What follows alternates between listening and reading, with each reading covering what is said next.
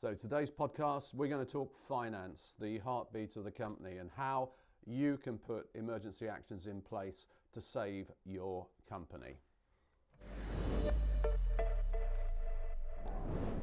A lot's changed in the last week or so, and you'll probably be suffering one of the worst nightmares that you've ever had in terms of how you maintain your company. So everything circulates around finance, and I want to try and translate some of the learning, some of the ideas that I've come up with. If you've got new ideas, better ideas, then get those up onto our Facebook group, and that will help everybody. So let me, without further ado, take a look at the sorts of things that I think will make a difference, and see if we can help the businesses in Milton Keynes fight coronavirus. First of all, there's tax. Everybody in business has a whole series of tax bills, from national insurance through to VAT, corporate tax, etc. Now, this sounds a little bit dubious or wrong, but what I've been able to do is I have been able to talk to the tax authorities for my own business, and without giving away crown secrets, what they're saying is don't pay. There are schemes like delay and repay. So you can probably go, for example, for 2 months without having to pay tax and national insurance, and then pay what you owe over the following 12 months. There are likely to be a number of measures that can help. I mean, for example, there are already measures around statutory sick pay. So you can claim that from day one that a member of staff goes off sick. Or in fact, if they have somebody that they're caring for, you can claim that from the government to support. Everybody knows statutory sick pay isn't enough, but it's something that is better than nothing. And there is a whole hue and cry going on at the moment to try and support employers and employees in equal measure. At the moment, the money is flowing into the banks, surprise, surprise, and the banks are supposed to filter that to businesses as soon as possible. So the government is being very cautious and hoping that the businesses will pass those benefits on to the employees. So tax, don't pay. Also, they're saying monitor things on a very regular basis, a week-to-week basis, a month-to-month basis. There'll be new schemes and new support as this crisis deepens. Rates. I think everybody knows that there's going to be big rates relief for people in the pubs and restaurant sectors. I think those rate relief schemes are going to be extended. So I would, under these circumstances, consider holding back on rates, even if you are going to get a debt letter. You normally have 14 days or even a month to wait before it gets dangerous and you'll be taken to court.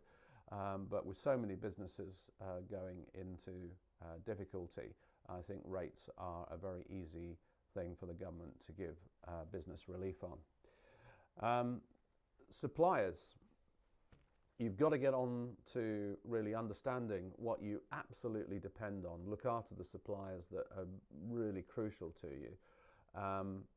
We'll talk about business continuity in another video, but have a conversation with them about deferring payment. If they're a very large organisation, they may be able to accept that. Look at what you can get in terms of discounts, because people obviously just want cash at the moment. And if you do have some spare cash and you can negotiate a big reduction, a lot of companies are more than happy just to get some orders and some money in to cover their costs. With suppliers as well, check that you can look at alternative schemes of payment. A lot of organisations may vary their contractual terms. So go through a list of your key suppliers and look at who you can drop because they're non-essential, who you really depend on, and look at all of those sort of flexible arrangements that you can put into place. With customers, you've got to really look at it in a number of contexts, but you've really a job of prioritizing so that you save the very best customers. With the customer element, what I would say is there is a law called Pareto's law, 80-20. So 80% of your business, or most businesses, have 80% of their revenue coming from the top 20% of customers. So you can go through your accounts, your CRM, identify those precious customers, because those are the ones that you will most depend on. And you really need to look at an analysis of their financial vulnerabilities and help. And just like with suppliers, it's kind of inverted. You've got to look at what can you do to help them stay alive and come out the other end. And if you give them a little bit of help, they'll be eternally grateful at this moment in time. Look at what you can do to protect the best, and reforecast, because whatever contracts you have, you're going to need to take a bet on which of those companies are going to be around or able to pay you over the next 3 to 6 months. So go through that sort of customer risk and assessment process, and you'll be in a much better place to understand where ground zero is. Staff and wages. Now, that's a very, very difficult area for a lot of people, because like my company, our staff are family, and you've got to look after them. Now, I don't think the shouting is over in the government circles as to exactly what they are planning to help people and employers. Obviously, you may have to make redundancies.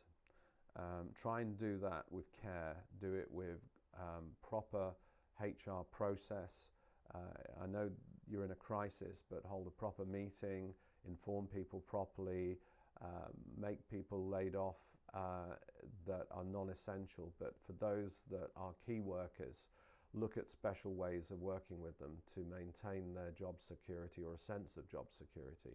It could be you have to let them go in order to keep the company's heartbeat alive long enough in order to inflate the fortunes of the company and then get them back.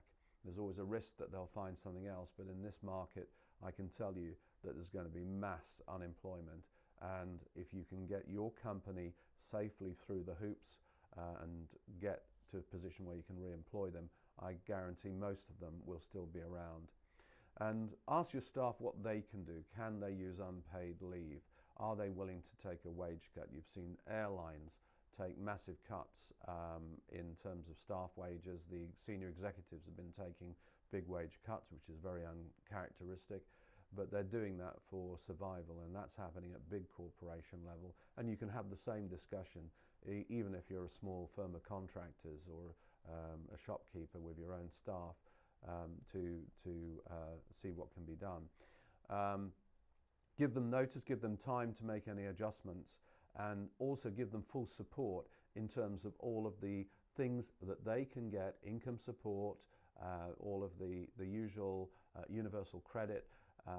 Give them as much coaching and support and resources, which you can easily do by just putting a list of those and just letting them know that you want them to use and lean on the government where they can, but you'll also do what you can as a commercial entity.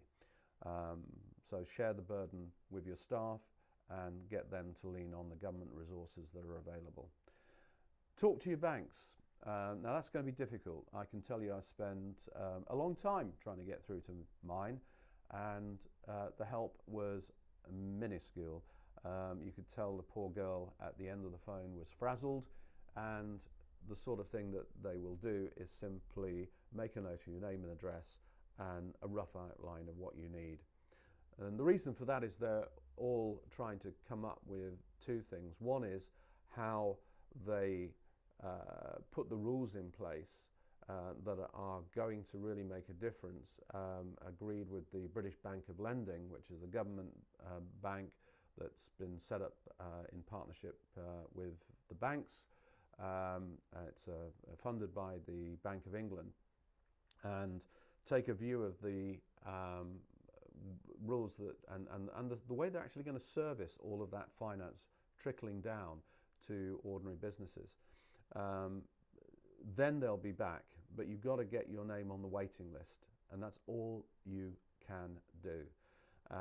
If there's a particular crisis, then just go and make a pest of yourself in your branch manager's office. Loans and restructuring the loans. Now that may be a conversation you have with your bank. I, as a business, have some commercial loans. Some of them are very small, but there's one big one which, every month I have to stump up.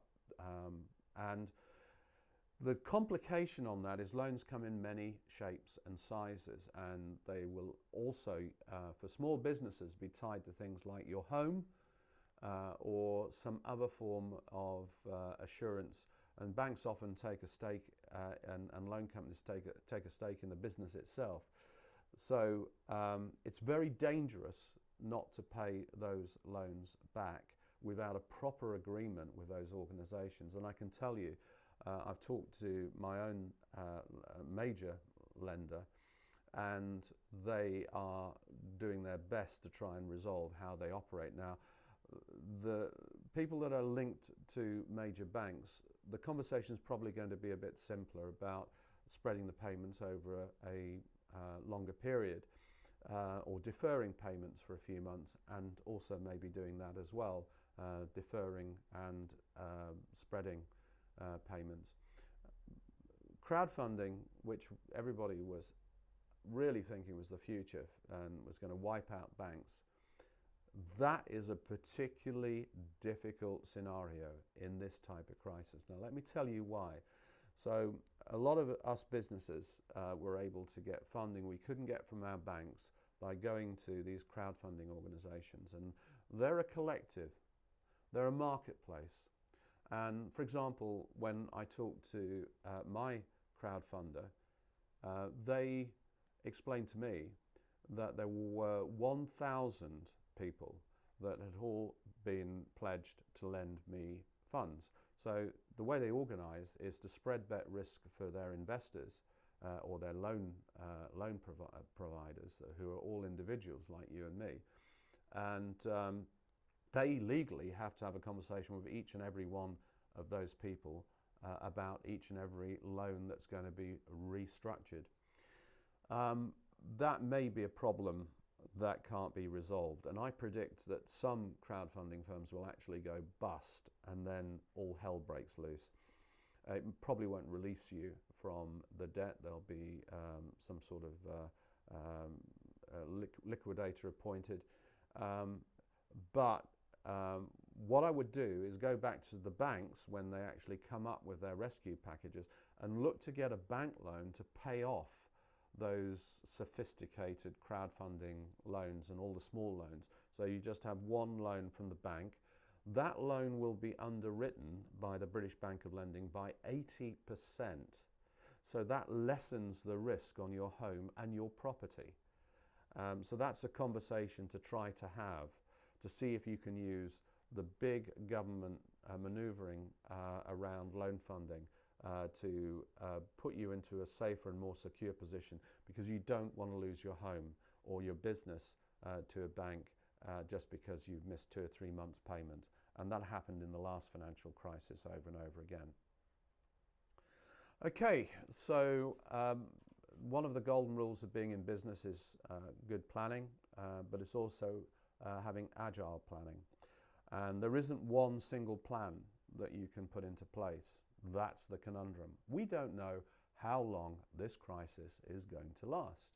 So this is what I'm doing, is I'm thinking 30 days, I'm thinking 60 days, I'm thinking 90 days worst case scenario, and even 6 months worst case scenario. And something tells me I want to look at 12 months as well.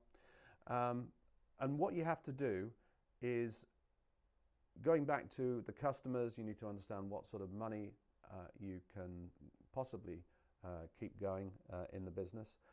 Forecast when things are going to be paid. So there's a debt recovery element. And what new invoices can you properly send out? There's no point sending an invoice out if the company is going bust. But for those that are with your top 20% of customers that are going to be around, you want to be on the phone to them to see what you can do to make sure you can invoice them and get paid. And that goes into your 30, 60, 90 day, 6-month forecast.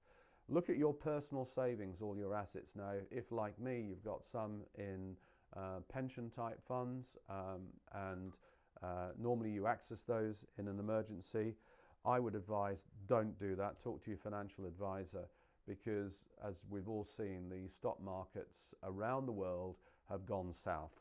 So what you can do is try and preserve that where it is, but look at the stuff that you can easily get funding released from that is maintained by normal interest rates, as in bank accounts, and just realize how much of your assets are there. It could be 20,000, 30, 40, 50,000, but you are going to have to use an element of your savings if all of the other measures the government puts in and the banks put in fail. And so you're going to have to put that in as a director's loan. Talk to your accountant about how you do that tax efficiently, because you could actually become like a bank to your own business. So that money is actually then attracting interest, and that's a good way. There's a tax implication, as I say. Talk to your accountant. But personal savings are, if you like, a life belt that you may need to reach out for. But factor them in for the situations where there may be zero revenue for weeks or months, and see what you can do to scale the business, keep operating a modicum of staff, and keep that cash flow ticking over. The other thing to look for are grants and HMRC support. So, I mean, for example, if you are like us, we do R&D tax credits. Now, R&D tax credits depend on you getting your end of year accounts finalized, and then you give it to a specialist company. See if you can accelerate that for the last financial year, because there will be money there that you can instantly get into your bank account. From my side, we've got hope that we will get a big check for the previous years, and I'll be trying to accelerate finishing off my accounts for the last year, and that may be part of my survival package. But there are also possibilities that the government, instead of loaning stuff to businesses, will also give grants, and there have been a few mentioned. I'll see it when I believe it, but those go into your 30, 60, 90 day, 6-month plan. And then finally, just look at all the different scenarios that make sense. So it could be that you mothball your business, that it's of such a type that you can simply stop or absolutely minimize all trading and just park the business for a period of time. Put yourself on universal credit or whatever, and then restart the business when the storm blows over. It could be as well that you get creative and you look at adapting and diversifying. It could be that it's a time when merging with other organizations, other businesses makes sense, and that goes for all sorts of shapes of businesses, from plumbers and electricians, etc., to limited companies and PLCs. There is, it's a cynical game in some ways, but there is now more and more, if you like, professional services out there that look for companies that have got all the right ingredients. They've got a good brand, they've got solid performance, and actually use that as a vehicle to go on an acquisition trail during times just like this. So if you search around, you'll find some of those people. They may be inundated right now, but they will be rubbing their hands at the idea of, for example, taking one strong small to medium-sized company and using that as a vehicle to go and mop up all of the companies that are trading in that space. So that could be everything from vehicle hire to IT to professional services. But you've got to look at all of those different structures to keep the business going. Including things like outsourcing. There could be things that you normally do in-house, you had to let staff off, but they could be done by somebody in the Philippines or just on a special contract. So that's pretty much it. I mean, I've kind of covered what is going through our changes, my business at the moment. What I would like to do, as I said earlier on, is have experts, professionals from different parts of the Milton Keynes business community, and to basically have them interviewed remotely. Now, you've seen me do one on health with Graham Phillips, but I'd like to have a collection of choice organisations. I'm in discussions with a Milton Keynes legal firm, one that covers everything from wills and probate through to commercial and contractual. So they will give extra advice on the detail. The devil is always in the detail, but there'll be things to do with property contracts, for example. What if you can't continue that? So stay tuned. My next podcast is going to be on business continuity. So, first steps, get the financial security of the organization sorted. I think if you adopt the steps I've got, you'll be in a much better place. And then look to keep business running in exceptionally trying circumstances. And I'll give you another dozen or so ideas and tips. Hopefully get that to you within the next 24 hours. Bye for now.